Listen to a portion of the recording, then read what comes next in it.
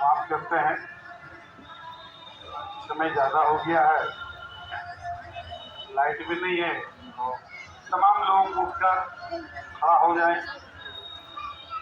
और ऐसा जोरदार नारा लगाया जाए पूरा लोहानीपुर, पूर्वी लोहानीपुर में आवाज गूंजे घर घर।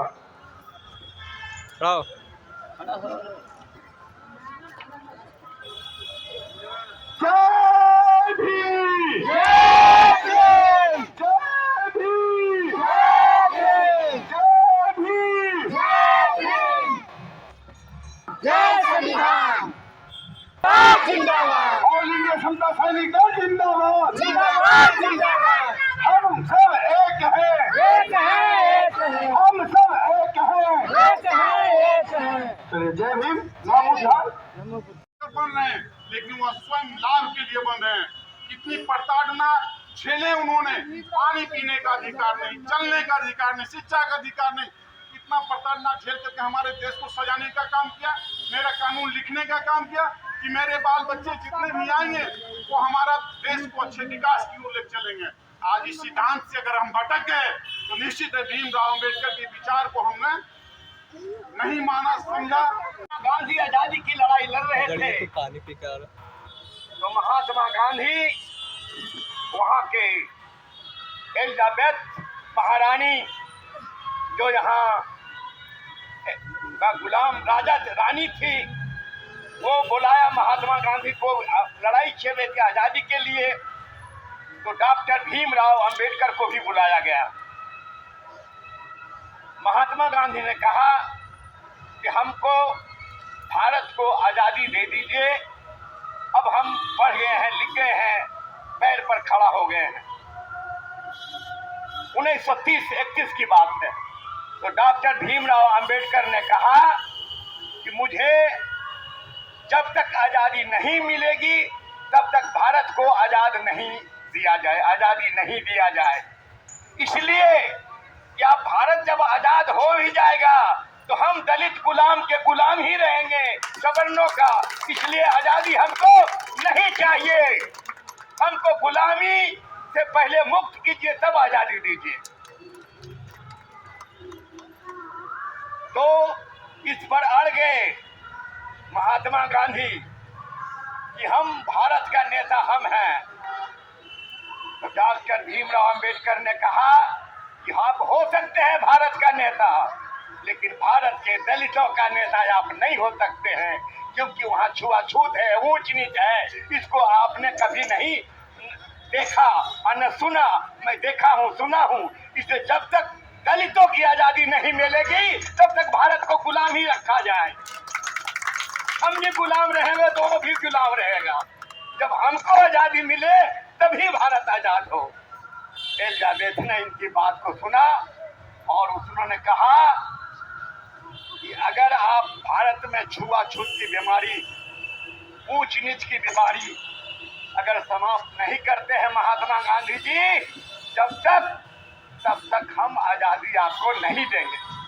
डॉक्टर अम्बेडकर खुश हुए, लेकिन ठीक जब 1931 में महात्मा गांधी भारत में आया, छुआछूत की लड़ाई शुरू हो गई कि सब कोई मंदिर जा सकता है, सब कोई मस्जिद जा सकता है, सब कोई गुरुद्वारा जा सकता है, सब कल पर पानी पी सकता है, सब कुआं पर जा सकता है। सब फिर दूसरा बार बुलाया, तीसरा राउंड कॉन्फ्रेंस में डॉक्टर भीमराव जी पहुंचे।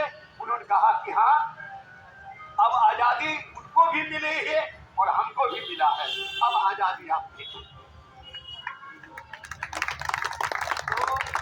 जब भारत का आजादी मिलने के बाद संविधान बनाने की जब बात आई कि हमारा देश आजाद हुआ, देश आजादी हमें मिली नहीं, कली है पेड़ में मगर अभी खिली नहीं, अभी हम दलित लोग तैयार नहीं हुए। तो भारत के संविधान बनाने के लिए सारे लोग को खोजा गया, किसी ने नहीं कहा कि हम संविधान बनाएंगे।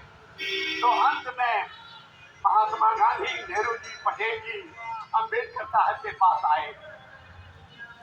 तो आए कि भाई भाई अब तो यहाँ कोई विद्वान है नहीं जो भारत का संविधान बना सकता है, एक ही आप ही हैं। इसलिए आपको कानून मंत्री भारत का बनाया जाता है और आप भारत का संविधान लिखिए कि हमारा भारत के लोग कैसे रहेंगे, कैसे जिएंगे, कैसे खाएंगे। तो उन्होंने संविधान लिखा, जो संविधान भारत में लागू हुआ और आज हम इज्जत और मान प्रतिष्ठा के साथ जी रहे हैं, ये संविधान का देन है, नहीं तो हम लोग यहाँ भी गुलाम थे। सबसे ज्यादा अगर पावर इन्होंने दिया है, यहाँ पुरुष प्रधान देश था, तो डॉक्टर अम्बेडकर ने संविधान में जितना पुरुष का अधिकार दिया उतना ही अधिकार नारी को दिया। नहीं तो नारी को पहले अधिकार नौकरानी मानता था, सबसे गया गुजरा और तो औरत को मानता था। अम्बेडकर ने कहा कि अगर औरत नहीं होता तो हम नहीं होते।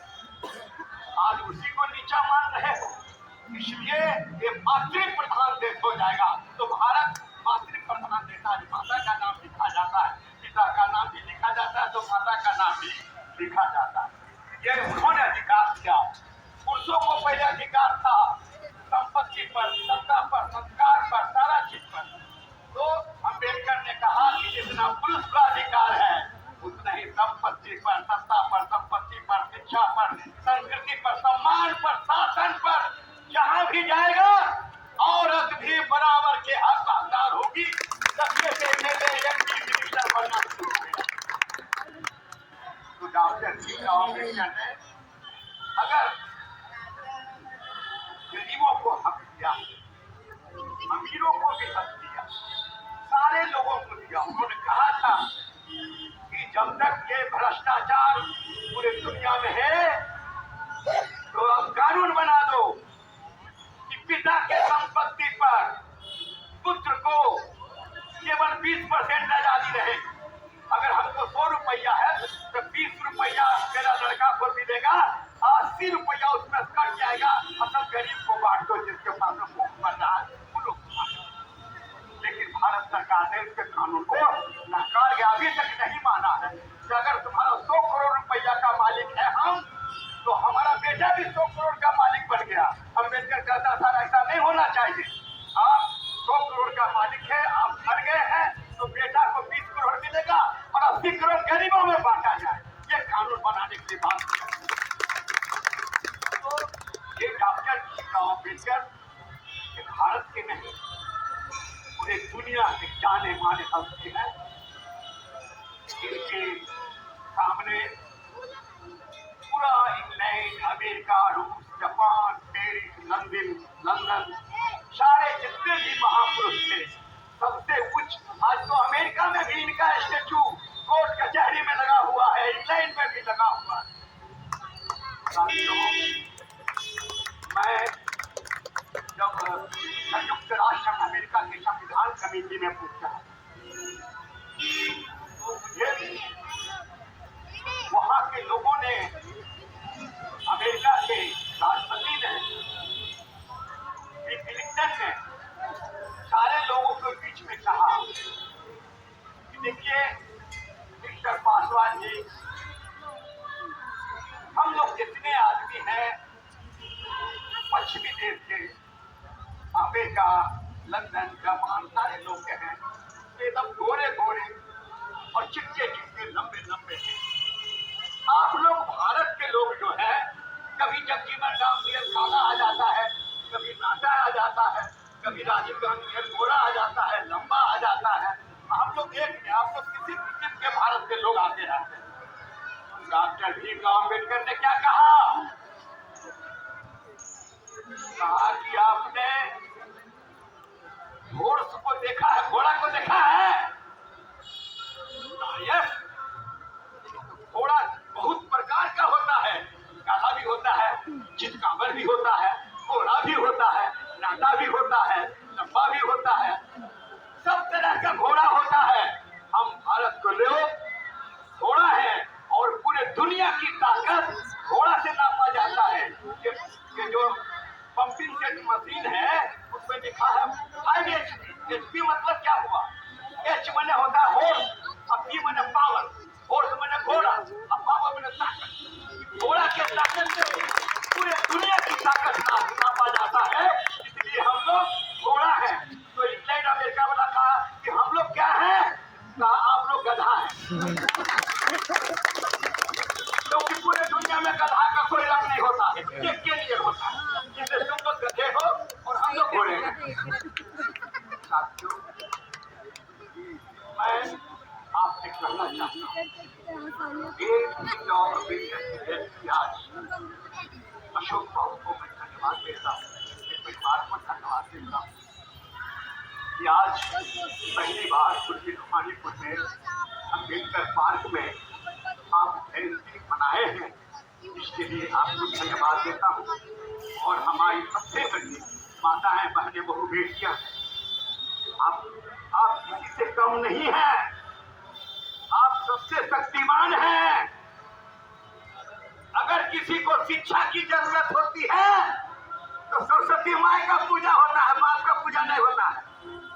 किसी को धन दौलत की जरूरत होती है तो लक्ष्मी माता का पूजा होता है, लक्ष्मी बाप का पूजा नहीं होता है। किसी को ताकत की जरूरत होती है तो दुर्गा और काली की पूजा होती है, कोई पुरुष का पूजा नहीं होता है। इसलिए नारी शक्ति आप लोग हैं, आप लोग की दुनिया